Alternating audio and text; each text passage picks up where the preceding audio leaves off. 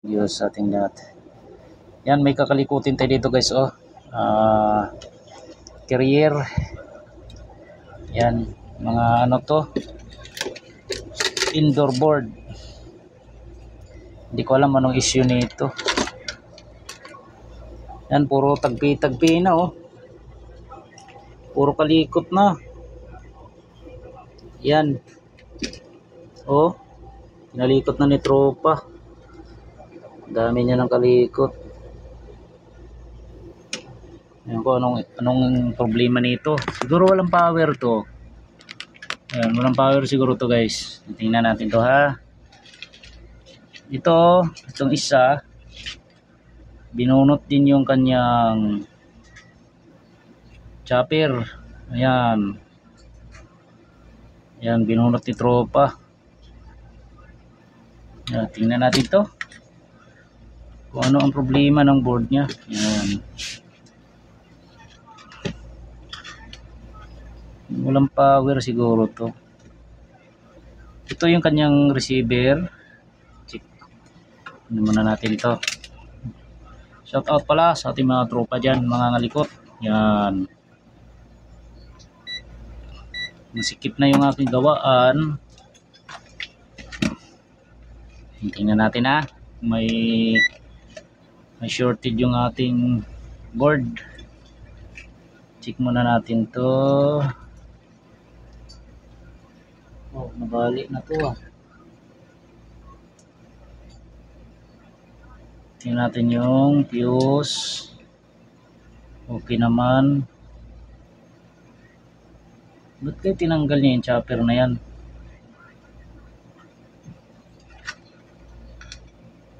Ito yung sinasabi niya guys na ayaw yata umandar ng pan motor. Kasi inanuhan niya na to oh. Pinalitan niya na ng IC. At pati ito. Bakit pinalitan niya to? Tingnan natin to. Okay. Okay, wala naman siyang shorted.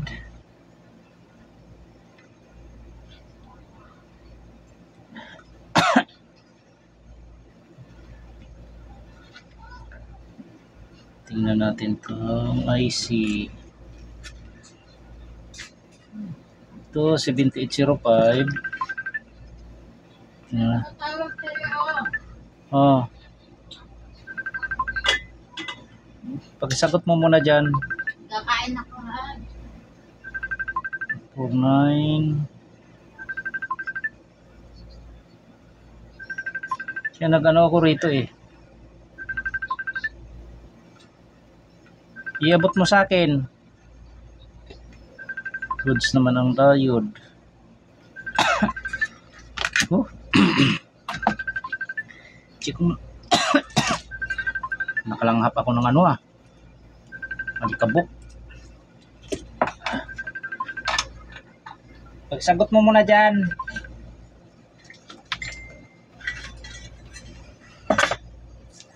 Tingnan natin to kung magpa-power.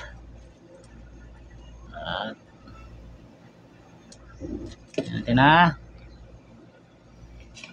Medyo malapit masyado yung ating camera. Check natin. Fire in the hole. Boom. Oh, walang power. Dead ball guys. Tingnan natin. Oh, dead ball siya oh. Ang gawin natin dito, sukatan natin ng ano to, ng output.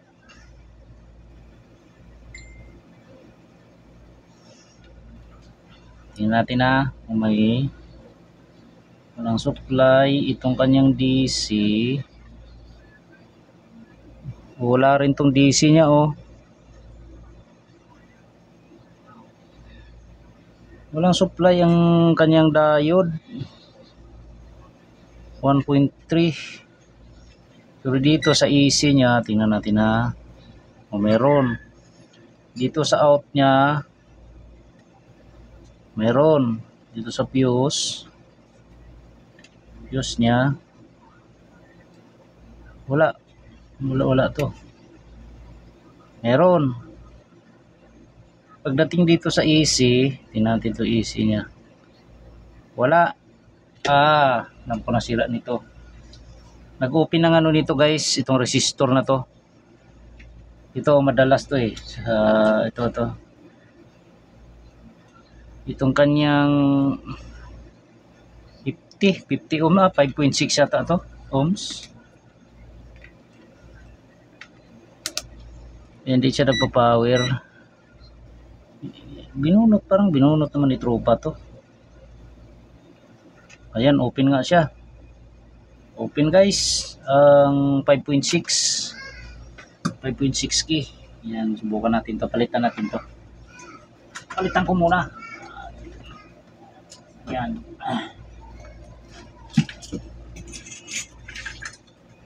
Ang init. Palitan ko muna to guys. Itong kanyang 5.6. Yan. Yan natin to ha. Madali lang naman mag-analyze guys kung ano, kasi pag wala tayong nasusukat na supply dito sa ating AC, pagdating dito guys para sa mga baguhan lang naman ito, pag dito sa diode natin, pagsagot mo nga muna yan na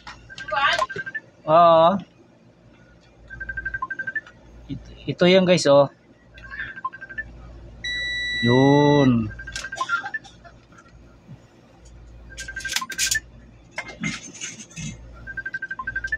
Ito goods to laki na. Hello sir. Namamatay? Baka kasi yung capacitor na dinadala nila hindi compatible. Sige, sabihan ko yung nagano. Capacitor lang yun kasi iba yung, di ba, hindi naman nila alam na may ano yung capacitor na nakabalyo nito. Yan ang di ko alam sir kasi di ko nakita yung yung value nun. Iyan. Kaya kasi nasa kanya yung capacitor eh. Sige sir, ko sir. Sabihan ko yung sabihan ko yung tao. Tapos si Apel, hindi ako sinasagot. Kaya patay na patay. Natawagan nyo sir? Hindi nga sumasagot. Tapos nag-busy na. Pag nagre-ring sa busy. Tapos biniyala ko sila 4,000 eh. Okay. Sige sir, ko, sabihan ko. Hindi naman nagawa yung isa. Hindi na nalinis yung isa eh. Yung indoor. Akala ko nilinisan yan sir. Sabi niya, schedule na lang ulit kasi may gagawin ko dahil nag-inactive yung isa, yung masama ng Abel. Sige sir, ko. Sabihan ko sila nga. Tapos yung namamatay yung outdoor, kaya mabubukas. Tapos lalamig. Tapos mamamatay yung outdoor. Sabihan ko sir, para Baka hindi ko. Dahil pag baka sabihin bukas. Sige po. Sabi niya babalikan niya daw eh. Kasi hindi pa nabubugahan to eh.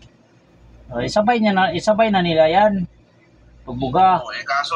Kaso yung capacitor lumang capacitor lang yung dala nila, dapat nasa kanila yung pinagpalitan, nandun yung value doon. Sige sir, ko na lang, tingnan ko na lang yung Mo ha. Sige po. Tapos may isaset ko sa'yo, iniwan ang isang capacitor dito, tapos yung isang malaking capacitor nasa kanya. Okay. Sige ha, okay. Sige sir, sige. Set ko sa'yo ngayon. Okay sir.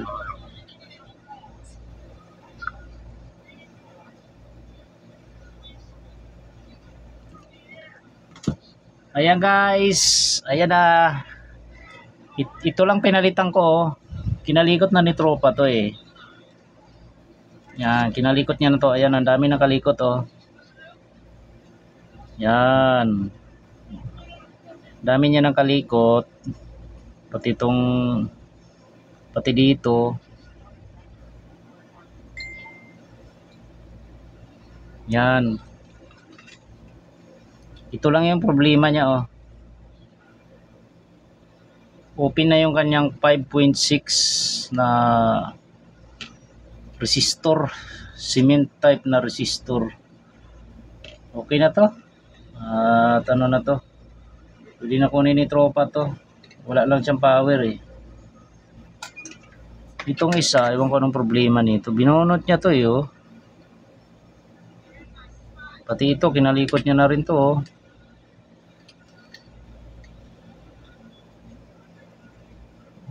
Puro palikot na. Pero isa lang naman ang kailangan buuin dito guys. Isa lang. O, tingnan natin na. O. Yan o. May power na siya o. Nag-blink lang yan kasi wala tayong sensor. Walang sensor eh. Okay na to. Ayos. Kunin na lang ni tropa to. Bawas kalat. Ayos na. Tsambahan na naman guys. May pambili na naman kami ng bigas. Salamat sa Diyos. Sana may nakuha idea yung ating mga tropa dyan. Pag ganito kasing board guys, mga ano lang naman to. Madalas to pag wala siyang power. Double check natin yung ano, yung dinadaanan niya ng linya. Ito, tulad nito. Yan. So, yan o. Ito easy niya, easy. Dalaw easy line, line 1, line 2. Dumaan yan dito sa resistor na to. Tapos dumaan dito yan. Madali mo lang siyang troubleshoot pag wala siyang power. Kasi dito pa lang, pagsukat nyo rito sa ating easy line, pag walang 220 yan, ibig sabihin ito, una niyang dinaanan tong resistor na to. Ayan o. Nag-open to o kaya ma-shorted yung ating board. Pwedeng sira ito. I-test nyo muna to kung halimbawang hindi siya shorted tapos wala namang power. Pero pag shorted kasi ito, nag-open to guys. Ito fusible resistor kasi ito. Pero good naman yung kanyang fuse, di naman pumutok. Yan, isa pa yan, yan yung una. Ang pangalawa natin, ito, kung goods naman yan, kung may 300 dito, 300 volts, ito yan eh, kadugtong yan dito oh, DC. Dapat lagi tayong magsusukat ng regulator. Ito guys, sukatan nyo lagi ng voltahe ito. Para sa ano lang to guys ha, sa mga baguhan nating mga tropa. Yung regulator na yan, ito yan. Ito yun o, yung paa nya. Yan. Ang gitna niyan is ground. Tapos yung kabilang dulo nito, input yan. Dito tingnan natin na. Okay, ito yung input nya, ito. Sukatan nyo to. Meron din kayo masusukat dito na iba-ibang voltahe ang pumapasok dito. Pwedeng 17 volts, pwedeng 12 volts, pwedeng 8 volts. Basta hindi siya pareho. Mataas to. Input. Sukatan nyo to. Pagka meron to, tapos dito ang walang output, wala din power yan. Dapat ang output nito guys, 5 volts. Papunta na sa ating system. Supply ng system IC yan. Ngayon pag good yan guys, may 5 volts, wala pa rin power, papunta na dito sa ating system. Yan. Ito naman ang sukatan nyo guys.